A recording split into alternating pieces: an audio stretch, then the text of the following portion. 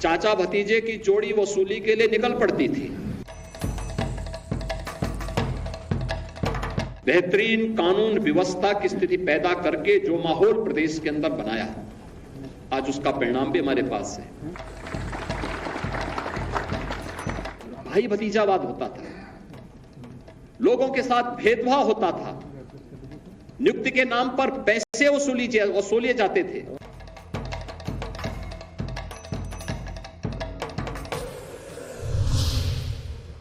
Target पर अखिलेश यादव थे, उनके चाचा शिवपाल यादव थे।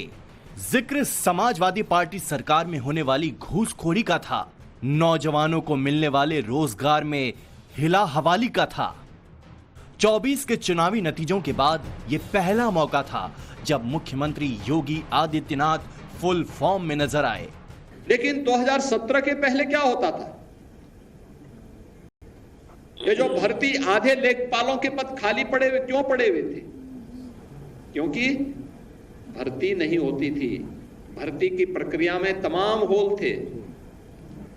भर्ती की प्रक्रिया को पहले ही चाचा भतीजे की जोड़ी वसूली के लिए निकल पड़ती थी और पूरा खानदान अलग अलग जिले आवंटित हो जाते थे। मुझे याद है लेखपालों की भर्ती की एक प्रक्रिया को कैसे इन्होंने दागी बना दिया था।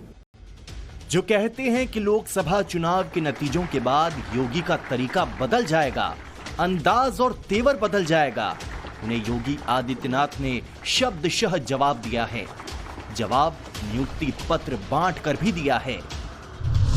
UPSSC द्वारा चयनित 7,720 लेखपालों को ज्वाइनिंग लेटर दिया गया।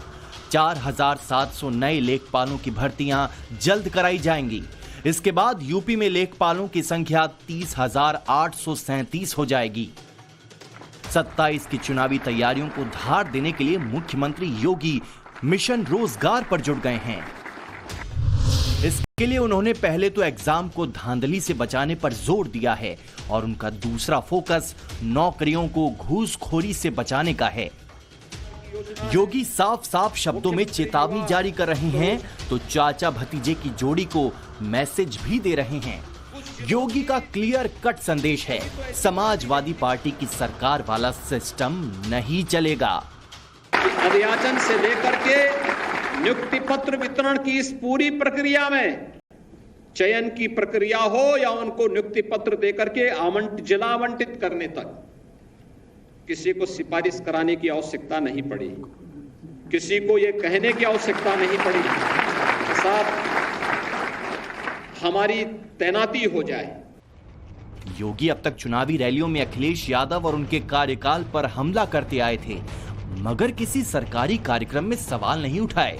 शिवपाल यादव को लेकर भी योगी आदित्यनाथ की टोन डाउन रहा करती थी, लेकिन यूपी में मिली हार ने समीकरण बदल दिए हैं। योगी आदित्यनाथ की नजरें 10 विधानसभा सीटों के होने वाले उपचुनाव पर है। 2027 के चुनाव में बीजेपी का परफॉर्मेंस पहले के मुकाबले बेहतर करने पर फोकस है, इसीलिए वो पॉइंट वाइज स्ट्रेटजी बना रहे हैं, अपनी तैयारियों को हर मोर्चे पर धार दे रहे हैं। योगी आदित्यनाथ लोकसभा सीट के हिसाब से डायरेक्ट कार्यकर्ताओं से मुलाकात कर रहे हैं। अफसरों को पेंडिंग योजनाओं को जल्द पूरा करने के निर्देश दे रहे हैं। मंत्रियों विधायकों को लोगों की नाराजगी दूर करने का टास्क दिया हुआ है, यानी उनकी पहली रणनीति नाराज वोटरों को अपनी तरफ लाना है और दूसरी प्लानिंग धड़ाधड़ नौकरियां निकालना है।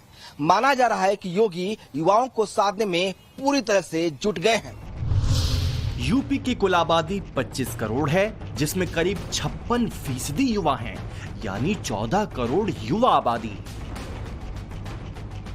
इसी वर्ग को टारगेट करते हुए अखिलेश यादव ने 24 के चुनाव में नया कैलकुलेशन निकाला था, जिसका उन्हें फायदा भी मिला।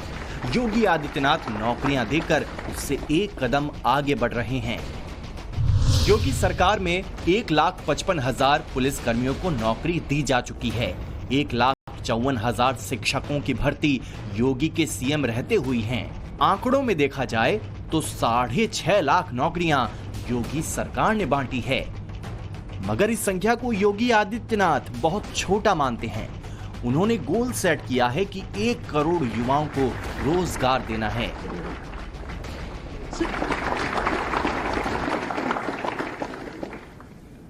जब पूर्व में भाई समाजवादी पार्टी की सरकार थी तो आदरणीय मुख्यमंत्री जी भी ऑनरेबल सांसद थे।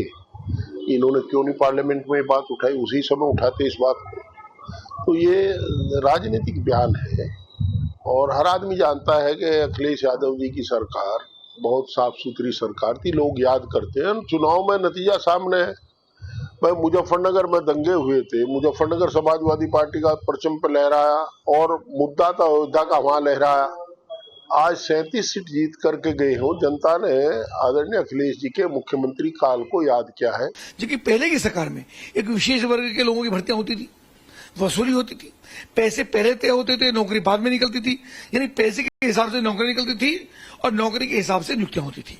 तो उसी पे माननीय मुख्यमंत्री ने निश्चित रूप कहा है कि चाचा भतीजे झोला लेके निकलते थे, वसूली होती थी और लगातार वसूली होती थी।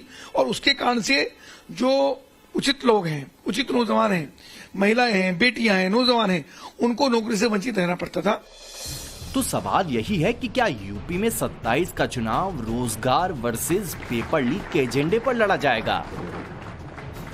लोकसभा चुनाव के बाद पहला लिटमस टेस्ट होना है 10 सीटों पर होने वाले विधानसभा उपचुनाव में, जिसमें से 5 समाजवादी पार्टी ने जीती थी, जबकि बीजेपी के 3 विधायक सांसद चुने गए थे। योगी आदित्यनाथ का जोर इस बात को लेकर है कि वो कम से कम 7 सीटों पर जीत हासिल करे, जबकि अखिलेश यादव की जीती हुई सीटों पर वो कब्जा करके ये संदेश देना चाहते हैं कि उनकी जीत जाति समीकरण और एक महज तुक्का थी। इसी सिलसिले में हर सीट पर मंत्रियों को खास जिम्मेदारी दी गई है और पहले राउंड की बैठक भी हो चुकी है। इस चुनाव तक किसी का इस्तीफा नहीं लिए जाने की संभावना है, किसी की जिम्मेदारी नहीं बदले जाने की सुगबुगाहट है। मैसेज ये दिया जाना है कि संगठन में सब एक हैं और बाकी योगी की कानून व्यवस्था सब संभाल लेगी। हालांकि सारी कवायद पर अखिलेश सवाल उठाते हैं कि सुशासन की पहली शर्त है कानून का राज, और कानून की राज की सबसे पहली शर्त है सुरक्षा और संरक्षा का एक बेहतर वातावरण।